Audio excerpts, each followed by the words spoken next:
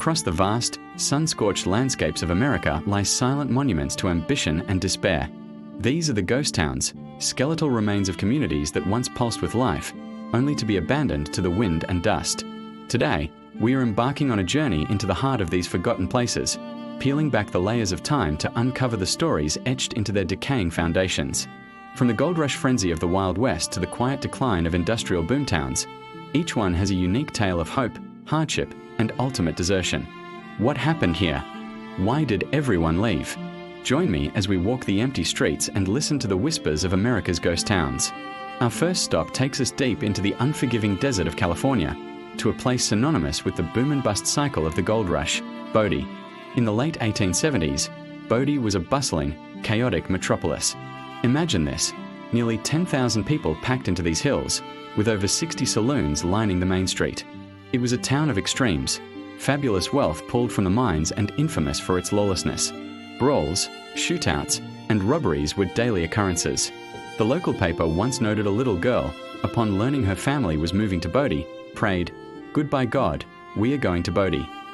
The name stuck. But what made Bodie so wild was the same thing that sealed its fate: gold. When the mines started to run dry, the population dwindled. A major fire in 1892 ravaged the business district, and another devastating fire in 1932 wiped out most of what was left. People walked away, leaving their homes and belongings behind, as if in a hurry to escape a sinking ship. Today, Bodie is preserved in a state of arrested decay.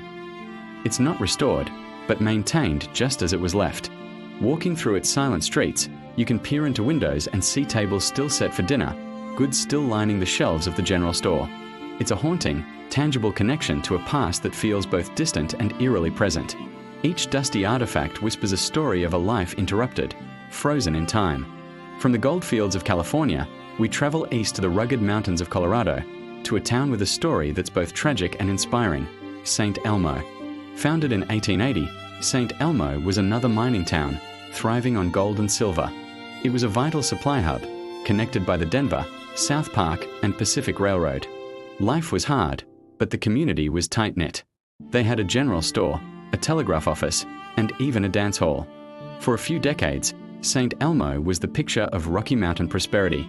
But as the mines were exhausted and the price of silver crashed, the town's lifeline began to fray. The final blow came in 1922 when the railroad service was discontinued.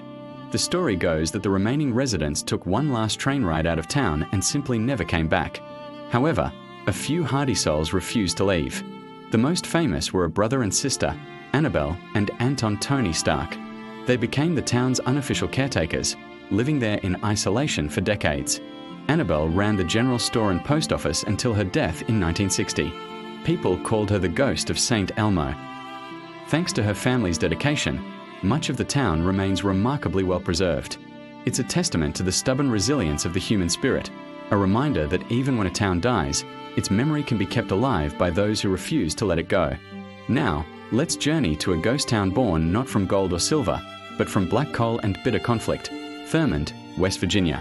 Tucked away in the New River Gorge, Thurmond wasn't a typical mining town where the company owned everything. It was a railroad town, an independent hub of commerce and chaos.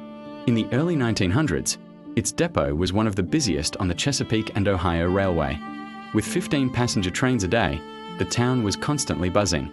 Thurmond's banks handled more money than those in nearby cities, and its hotels and saloons were legendary for their round-the-clock action. It was said that the longest-running poker game in history took place in one of Thurmond's hotels, lasting for 14 years. The decline of Thurmond was slow and painful. The shift from steam to diesel locomotives in the 1950s made its rail yard services obsolete. The coal mines in the surrounding gorge began to close, and people moved away in search of work. Two major fires also destroyed large parts of its bustling commercial district. By the 21st century, the year-round population had dropped to single digits. Today, Thurmond is managed by the National Park Service.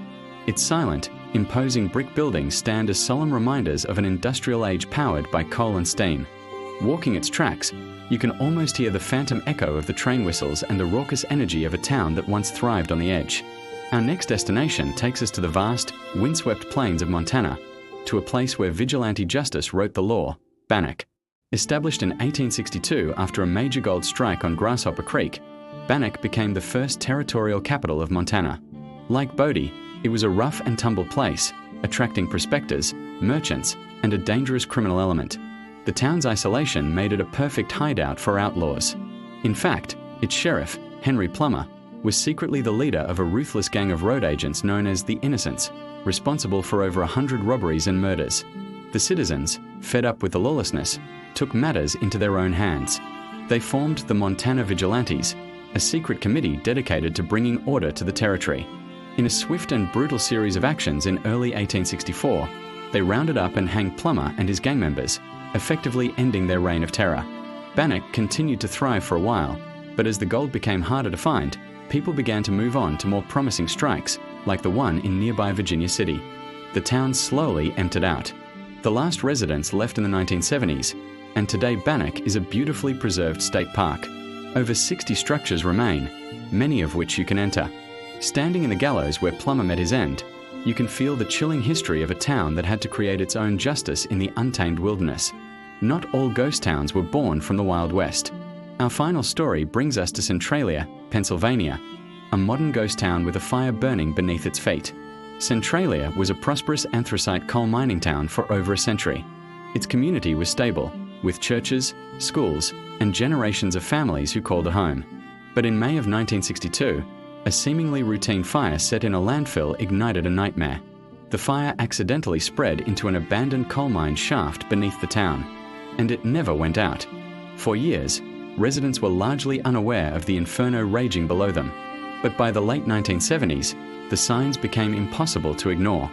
The ground grew hot, poisonous gases like carbon monoxide seeped into basements, and roads began to buckle and split open. In 1981, the ground famously collapsed beneath a 12-year-old boy in his backyard. He was thankfully saved, but the incident drew national attention. The government eventually determined the town was uninhabitable. Most residents accepted buyouts and relocated, and their homes were demolished.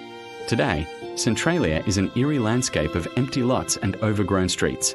Steam and smoke still rise from cracks in the earth.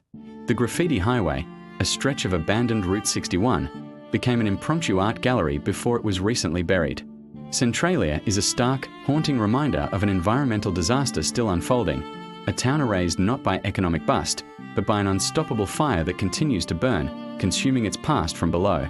From Bodie's arrested decay to Centralia's smouldering earth, these ghost towns are more than just empty buildings. They are outdoor museums of American history, each telling a profound story of ambition, community, struggle, and loss. They remind us that fortunes can change in an instant, that the forces of nature and industry are powerful, and that even the most vibrant communities can fade into memory. But by visiting them, by listening to their silent stories, we ensure they are never truly forgotten. They are a vital, haunting part of the American story. Thank you so much for joining me on this journey through America's ghost towns. It's a vast topic, and there are countless other stories out there waiting to be told. If you enjoyed this exploration, please hit that like button and subscribe to the channel for more deep dives into forgotten history. Let me know in the comments which ghost town you'd like to see covered next. Until then, keep exploring.